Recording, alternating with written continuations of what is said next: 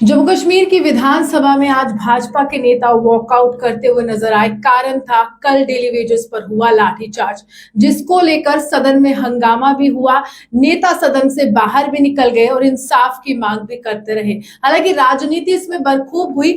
मेरे साथ इस समय चंद्रमोहन जी है, जो भाजपा के वरिष्ठ नेता। इनसे जानने की कोशिश करते हैं, क्या ये सही समय है राजनीति करने का, या ये समय ऐसा है जिसमें डेली वेजेस के लिए आगे बढ़ना चाहिए हर एक नेता को, चाहे वो सत्ता पक्ष का हो या फिर विपक्ष का हो। चंद्रमोहन जी, क्या लगता है ये जो समय है, लाठी चार्ज कर दिया जाता है, वो महज अपनी इंसाफ ही मांग रहे थे, मांगों को लेकर आगे बढ़ रहे थे, इस तरह की बर्बरता क्यों की गई? मैं उस बर्बरता की निंदा करता हूं। और डेली वेजर्स की कहानी जो है बड़ी दर्दनाक कहानी है, और हर एक के दिल में उनके लिए दर्द होना चाहिए। कितना लंबा उन्हें सफ़र किया। जब कोरोना था तब भी उनको तनख्वाह नहीं मिली, उसके बाद भी नहीं मिली। उनमें से बहुत से लोग ओवर एज हो गए हैं, कुछ रिटायरमेंट की एज पे पहुंच गए हैं। और इतनी संवेदनहीनता जो है सरकार में, ये अच्छी बात नहीं है। लोकतंत्र में ऐसा नहीं होना चाहिए। और विपक्ष ने जो आज हंगामा किया और वॉकआउट किया, वो इसी दर्द का कारण हुआ है। और मैं ये भी कहूँगा कि उमर साहब ने जो कमेटी अनाउंस की, वो भी उसका दर्द का प्रभाव है। और कमेटी, ऐसे हर इशू पर कमेटीज बनती हैं। इस देश में कमेटीज का क्या रिजल्ट होता है ये सब लोग जानते हैं। आपको क्या लगता है इस कमेटी का रिजल्ट क्या? मैं उम्मीद तो अच्छी करनी चाहिए। कमेटी बनी है तो आशा करनी चाहिए, लेकिन मैं ये वार्निंग देना चाहता हूँ, मुझे डर है ये कि ऐसे इस कमेटी का भी वैसा ना हो जैसे पहले कमेटीज का होता रहा है। इस दर्द को समझिए, इन लोगों के बच्चों का, इनके परिवार का दर्द समझिए। जो कमेटी बन रही है उसमें चीफ सेक्रेटरी हैं, लॉ सेक्रेटरी हैं और जीएडी के सेक्रेटरी हैं। इसको बाकी कामों से ज़्यादा प्रायोरिटी देनी चाहिए। भूखे के हाथ में, भूखे के मुंह तक रोटी पहुंचाने की बात है। तो पूरी संवेदना से कमेटी ने काम करना चाहिए, जल्द से जल्द रिपोर्ट देनी चाहिए। उन्होंने सीमा रखी है 6 महीने की। ज़रूरी नहीं कि 6 महीने का ही समय लिया जाए। अब सरकार के पास डाटा है, सैलरी निकलती है ट्रेजरी से, सब कुछ उसको पता है। तो एक्सपीडाइट करके जल्दी से जल्दी उन भूखे लोगों को, उनके डिजर्विंग लोगों के पास उनको ये सहायता मिलनी चाहिए। जो उनका हक है, जो उनका हक जो है छीना गया है, उनको मिलना चाहिए। लेकिन पूर्व में भाजपा शासन प्रशासन में रही है, उपराज्यपाल मनोज सिन्हा का शासन रहा है, उसको लेकर भी जो हमारे उप मुख्यमंत्री हैं जम्मू कश्मीर के, वो सवाल खड़े कर रहे हैं कि 4 महीने की सरकार से आप सवाल कर रहे हैं, 10 साल के शासन से आप सवाल नहीं कर रहे, जो आपका खुद का शासन रहा। अब इसको ये कहना कि खुद का शासन रहा, कहा तो जा सकता है, लेकिन प्रैक्टिकली ये था कि ये जो गवर्नर रूल था, इसमें गवर्नर साहब के बाद जो रूल किया वो ब्यूरोक्रेट्स ने किया। कोई भी आज डेमोक्रेसी में उम्मीद नहीं करता कि ब्यूरोक्रेट्स जो है वो इतने संवेदन होंगे अपने लोगों के लिए। लोगों की आज पॉलिटिकल पार्टी से ज़्यादा ब्यूरोक्रेसी से शिकायत है। उनको लोगों के साथ कोई हमदर्दी नहीं है। तो ये सारा ढांचा जो था अभी तक का गवर्नर रूल का, ये उनके हाथ में था। उनको तो ना किसी के आगे जवाबदेही करनी है, ना उनको किसी के साथ हमदर्दी है। तो वो जो समय किया उसकी भी प्रशंसा नहीं की जा सकती। कम से कम मेरे जैसा पुराना आदमी राजनीति में जो है उसकी प्रशंसा नहीं कर सकता। भाजपा के नेता कहते हैं कि जितना बदलाव उस शासन में हुआ है, शायद ही कहीं हुआ है। पिछली सरकार को खरी खोटी सुनाते हैं और उम्मीद है, या फिर अगर हम उदाहरण तो इन्हीं के देते हैं, उपराज्यपाल ने बदलाव किए हैं। IIT, एम्स केंद्र सरकार के द्वारा उपराज्यपाल ने लाए, आर्टिफिशियल, इस तरह की बातें तो की जाती है। वो फील्ड दूसरे थे, डेवलपमेंट हुई है, इंफ्रास्ट्रक्चर खड़े हुए हैं, मिलिटेंसी पर कर्ब लगा है, वो बात ठीक है।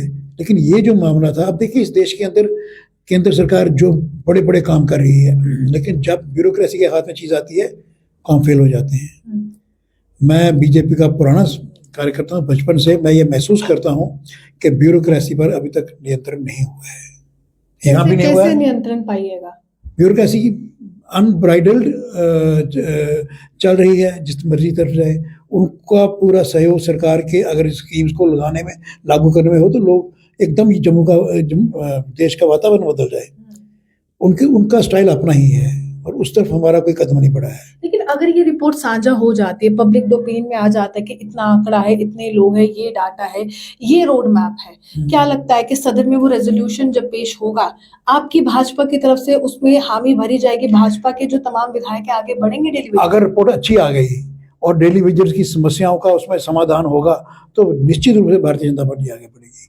हम तो गरीब कल्याण की योजनाएं लेके चलते हैं। लेकिन अगर क्रेडिट उसका उमर साहब ने ले लिया, दिक्कत नहीं होगी आप? क्रेडिट की बात नहीं है, लोगों के घर में राशन पहुंचना चाहिए, लोगों के पास बिजली पहुंच रही है। क्रेडिट कोई भी ले जाए, उन लोगों को सुविधा मिलनी चाहिए, उनको एक रिलीफ मिलना चाहिए, उनको एक सुविधा की सांस मिलनी चाहिए। मेरा ये कहना है, क्रेडिट की कोई बात नहीं है।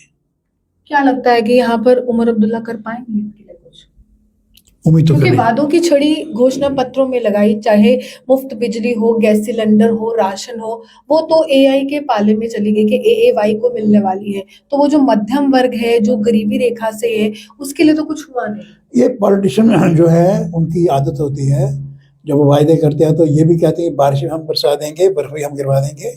उनके वादों पर नहीं जाना चाहिए। कुदरत का करिश्मा हाँ, वो सब कर लेते हैं, तो उस पर नहीं जाना चाहिए। तो मैं उम्मीद करता हूँ कि बड़ी 7 साल के बाद सरकार बनी है, उमर अब्दुल्ला से आशा की जा सकती है कि वो सीरियसली काम करेंगे और आपस में भी अच्छी है, मिलजुल के लोगों की भलाई के काम हो। सदन में एक सवाल ये भी खड़ा किया गया कि आप कैसे यहाँ पर नेशनल कॉन्फ्रेंस को जिम्मेदार ठहरा सकते हैं? केंद्र में भाजपा की सरकार है, गृह मंत्रालय के अधीन कानून व्यवस्था है, तो वो तो वहीं से ऑफिशियल ऑर्डर्स आते हैं किस मामले लाठीचार्ज में? लाठीचार्ज हुआ, वो स्टेट सब्जेक्ट, मतलब पुलिस की अपना डिसीजन होता है, उसमें जो लोकल पुलिस सवाल है। तो खड़े किए जाएंगे ना, गृह मंत्रालय के अधीन है कानून व्यवस्था। जम्मू कश्मीर की सरकार के पास हर एक विभाग है, कानून व्यवस्था नहीं है। ये दिल्ली वाला हाल ही हो रहा है। जम्मू कश्मीर एक ऐसी स्थिति में है, यहाँ सेक्रेटरीट के बाहर कोई पहुंच गए, घेराव करे और अंदर घुसने की कोशिश करे, वो तो कभी टॉलरेट नहीं होगा। सिक्योरिटी एंगल है, तो वो सब पुलिस ने देखना होता है, पुलिस ने देखा अपने हिसाब से।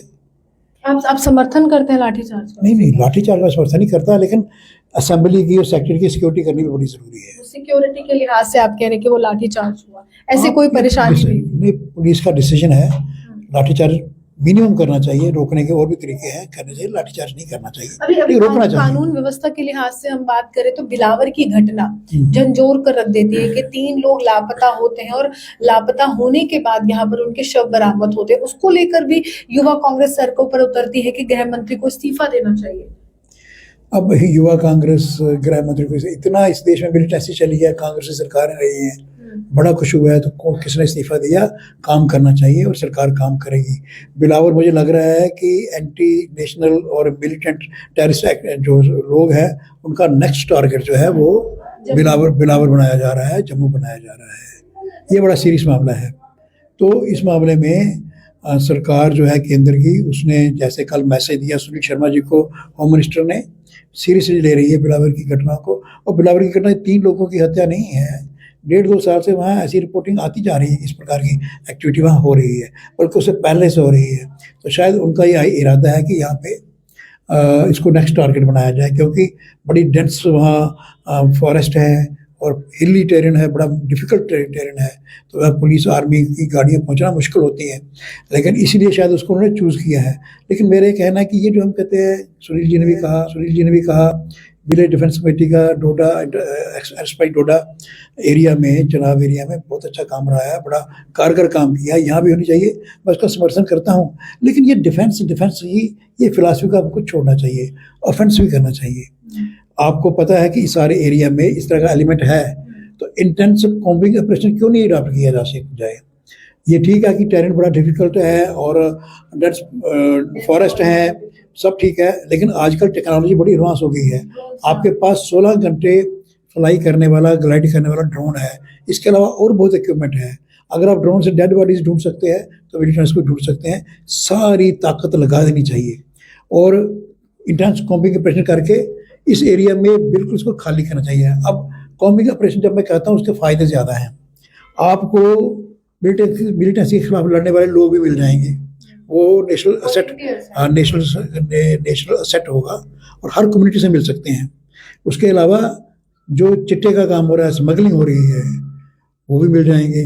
जो पहाड़ी प्रोडक्ट, फॉरेस्ट प्रोडक्ट की स्मगलिंग करते हैं, वो भी मिल जाएंगे। आपको तलाशी करनी है और मिलिटेंट तो मिलेंगे। और मुझे लगता है ऐसा ना हो कि पाकिस्तान से आए हुए घुसपैठिए, बांग्लादेशी, रोहिंग्या, ये सब आपको इंटेंस कॉम्बिंग से मिल सकते हैं।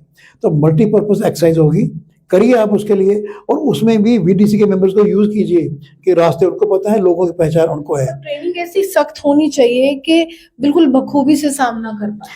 जो वीडीसी हम समझते हैं, जब ये वीडीसी का कंसेप्ट आया था तब मैं बीजेपी का जनरल सेक्रेटरी था, चमन लाल जी प्रेसिडेंट थे। तो आइडिया ये था कि एक्स सर्विसमैन जिन्होंने 10-30 साल 20 साल सर्विस की है, उनकी सर्विसेज लेंगे। और देशभक्त लोग हैं वो, उसमें हर कम्युनिटी के लोग हैं, हिंदू मुस्लिम सिख ईसाई, सबने काम भी किया है। तो उन लोगों की सर्विस लेनी चाहिए, कॉम्बिंग में लेनी चाहिए, क्योंकि अगर सीआरपी बीएसएफ यही करते हैं, इनको टेरन का तो पता नहीं होता है।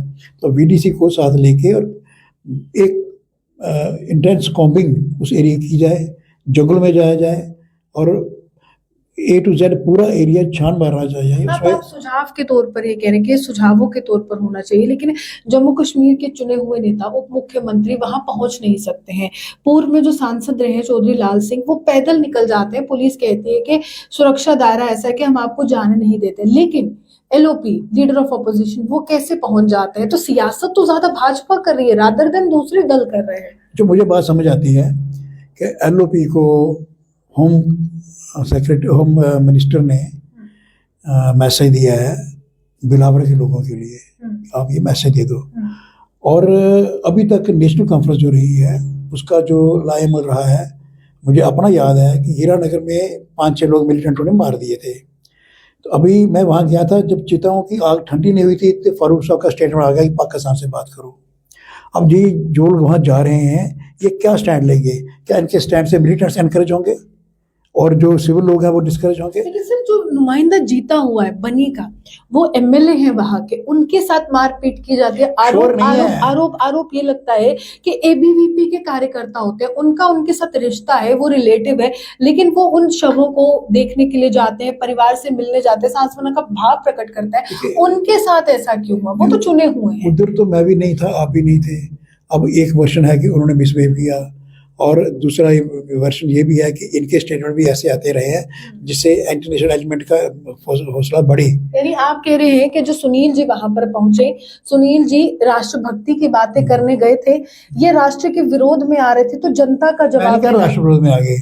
इस पार्ट मतलब इनका जो पिछला लाएमल रहा, जो एक मुस्लिम नौजवान मर गया था पिछले दिनों सुसाइड करके, हाँ, उनके पक्ष में बोले। तो जो लोग विक्टिम है मिलिटेंसी के वो तो बढ़ जाते हैं, जो लोग देशभक्त में बढ़ जाते हैं।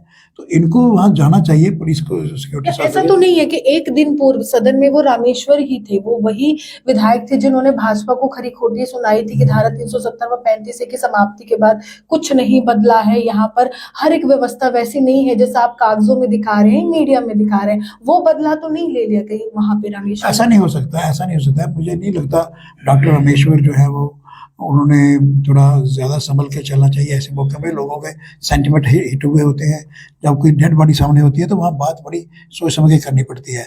और जो उनके परिवार के लोग हैं, मैं उनको भी कहना चाहूँगा, मैं कोई हल्की पॉलिटिक्स करने वाला आदमी नहीं हूँ, कि आपको भी पेशेंस रखनी चाहिए। जो भी आपके साथ अफसोस करने आया है उसको साथ लो आप, ये झगड़े की जरूरत अवसर नहीं था वो। तो जो भी है, क्योंकि मैं वहाँ था नहीं, फैक्चुअल पोजीशन पता नहीं, ना आपको पता है। डॉक्टर जितेंद्र सिंह इसको कह रही है आतंकी घटना है, इनोसेंट किलिंग का नाम दे रहे हैं। जम्मू कश्मीर पुलिस कह रही है कि ये कोई आपसी रंजिश है। क्या लगता है, जितना आपको एक्सपीरियंस है, इन दोनों में से ये है क्या? क्योंकि आप उसको टेरर एंगल दे रहे हैं, पुलिस उसको कुछ और एंगल दे रही है, और जो जांच का विषय है वो पता ही नहीं चल रहा है परिवार से। देखिए, मैं पॉलिटिक्स में तो हूँ, मैं वकालत भी करता हूँ, और मैं सीखा हूँ इस बात के पुलिस के स्टेटमेंट पर सीधे से विश्वास नहीं किया जा सकता। लेकिन पुलिस भी तो आपके अधीन है ना, फिर तो जनता ये भी सोचे की बात नहीं है।